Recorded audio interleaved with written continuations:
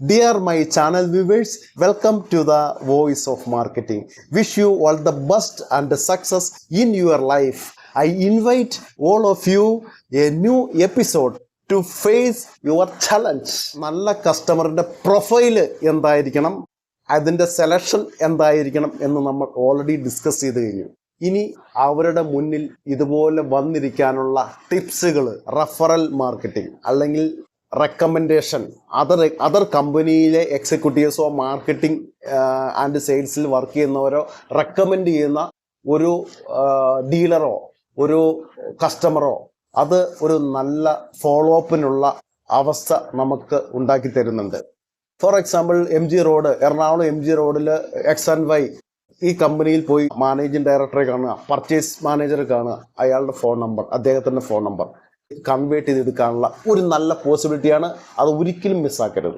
രണ്ടാമത്തെ tips, ഡീലറുടെ reference. ആ ഡീലറുടെ reference എന്ന് പറയുമ്പോൾ ചിലപ്പോൾ അദ്ദേഹം റെക്കമെൻഡ് ചെയ്യുന്ന അദ്ദേഹത്തിൻ്റെ ഒരു റിലേറ്റീവിൻ്റെ ഷോപ്പായിരിക്കും, അല്ലെങ്കിൽ അദ്ദേഹത്തിൽ നിന്ന് കുറച്ച് ദൂരം മാറിയിട്ടുള്ള വേറെ ഒരു നല്ലൊരു ഫ്രണ്ടിൻ്റെ ഷോപ്പായിരിക്കും.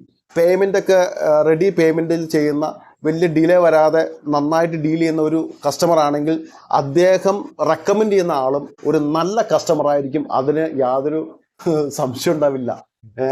അങ്ങനെയുള്ള കസ്റ്റമറെ നമ്മൾ ഫോളോ അപ്പ് ചെയ്താൽ നല്ല റിസൾട്ട് കിട്ടും. ഇദ്ദേഹത്തെ പോലെ തന്നെ, ഈ പറഞ്ഞ ആളെ പോലെ തന്നെ നല്ല കസ്റ്റമർ ആയിരിക്കും.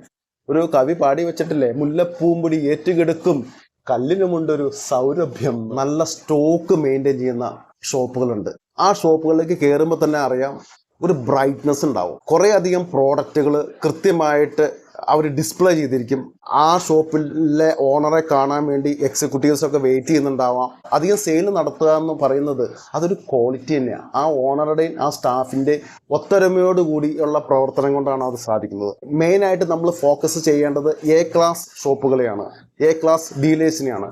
അവർ കൂടുതൽ സ്റ്റോക്ക് മെയിൻറ്റെയിൻ ചെയ്യുന്നുണ്ടാവാം.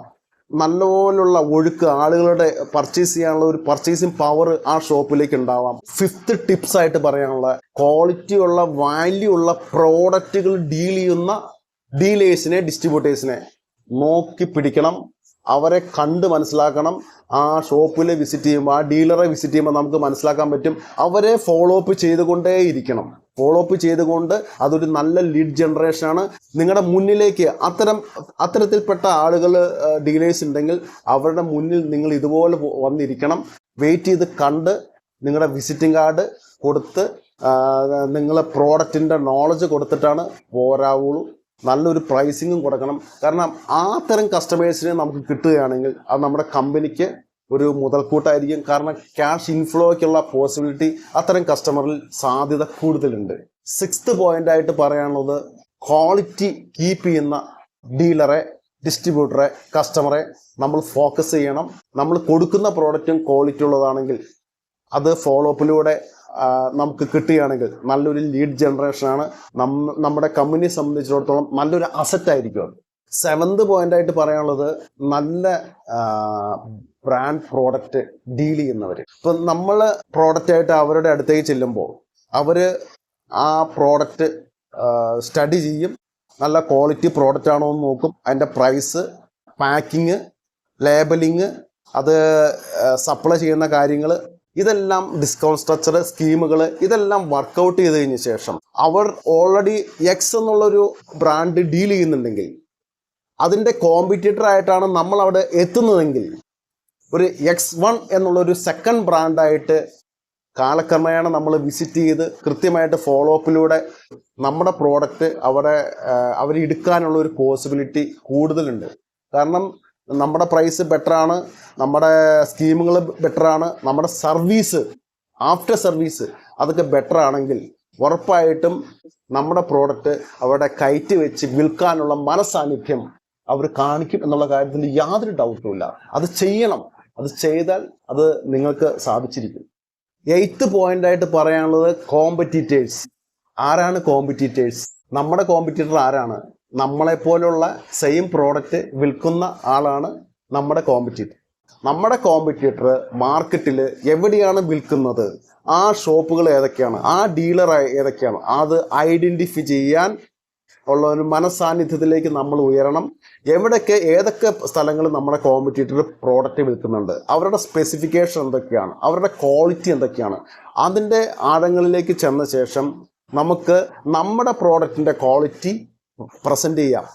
അവരെക്കുറിച്ചൊന്നും പറയണ്ട. ആ പ്രോഡക്റ്റിനെ കുറിച്ചോ ആ പ്രോഡക്റ്റിന്റെ ക്വാളിറ്റിയെക്കുറിച്ചോ ഒരിക്കലും ചോദ്യം ചെയ്യാൻ പാടില്ല. നമ്മുടെ പ്രോഡക്റ്റ് എടുത്തു കഴിഞ്ഞാൽ അവർക്ക് കിട്ടുന്ന ബെനിഫിറ്റിനെ കുറിച്ച് പറയാനാണ്.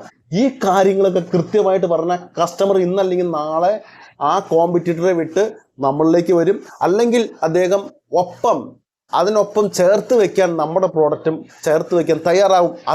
അത് ചെയ്ത പോരെ, നമുക്ക് നമ്മുടെ പ്രോഡക്റ്റ് വിറ്റ പോരെ. കോമ്പറ്റീറ്റർ എവിടെയൊക്കെ വിൽക്കുന്നു ആ ഏരിയ കണ്ടെത്തി നമ്മൾ അവിടെ ഡെവലപ്പ് ചെയ്തിരിക്കണം. 9th പോയിന്റ് ആയിട്ട് പറയുന്നത്, ഒരു പ്രോഡക്റ്റ് ആയിട്ട് ഡീലേഴ്സിനെ വിസിറ്റ് ചെയ്യുമ്പോൾ വലിയൊരു ഓർഡർ തരും. അവസാനം പേയ്മെന്റ് ചോദിക്കുമ്പോൾ അവർ പറയും ക്രെഡിറ്റ് വേണമെന്ന് പറയും. ആദ്യത്തെ ഡീലിങ് റെഡി പേയ്മെന്റിലല്ലാതെ ഡീല് ചെയ്യരുത്. അവരൊരു ഭയങ്കര ഒരു കൊട്ടക്കണക്കിനങ്ങ് ഓർഡർ നമ്മുടെ കയ്യിലേക്ക് വെച്ച് തരും. പൈസ കിട്ടില്ല കേട്ടോ, കൊണ്ടുപോയി കൊടുക്കരുത്. പൈസ കിട്ടില്ല. റെഡി പേയ്മെന്റിൽ മാത്രമേ ഡീൽ ചെയ്യാവുള്ളൂ. ഒരു 1-2 ഡീലിങ്. പേയ്മെന്റിന്റെ കാര്യം ക്ലാരിറ്റിയോടെ കറക്റ്റായിട്ട് ഓർഡർ എടുക്കുന്ന സമയത്ത് പറഞ്ഞു പോകണം.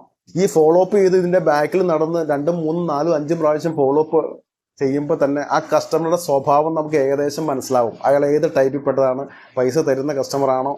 നമ്മൾ സ്ട്രോങ് സ്റ്റാൻഡിൽ നിന്നോളം നമ്മൾ പ്രോഡക്റ്റാണ് കൊടുക്കുന്നത്. ഈ പ്രോഡക്റ്റ് വെറുതെ ആകാശത്തു നിന്ന് വന്ന് നമ്മുടെ കയ്യിലേക്ക് വരുന്നതല്ല. ഇതിൻ്റെ ബാക്കിൽ കുറേ പെയിൻ ഉണ്ട്. അത് മനസ്സിലാക്കി എൻ്റെ സ്ഥാപനമാണ് എന്നുള്ള ഒരു ഫീലോട് കൂടി തന്നെ വേണം ഒരു പ്രോഡക്റ്റ് ഡീൽ ചെയ്യാൻ. പോളിസി നമ്മുടേതായിരിക്കണം. ഒരു കമ്പനി എക്സിക്യൂട്ടീവിൻ്റെയോ കമ്പനി മാനേജറിൻ്റെയോ പോളിസിക്ക് അനുസരിച്ച് ഡീലർ നിൽക്കണം. നമ്മുടെ പ്രോഡക്റ്റിൻ്റെ മൂല്യം, വാല്യൂ മനസ്സിലാക്കേണ്ടത് ആദ്യം മാർക്കറ്റിംഗ് എക്സിക്യൂട്ടീവായ നമ്മൾ തന്നെയാണ്. എനിക്ക് നിങ്ങൾ ഈ ഫോളോ അപ്പിൽ തന്ന സപ്പോർട്ട് ഏറെ ബഹുമാനത്തോടെ അത് കാണുന്നു. All the best.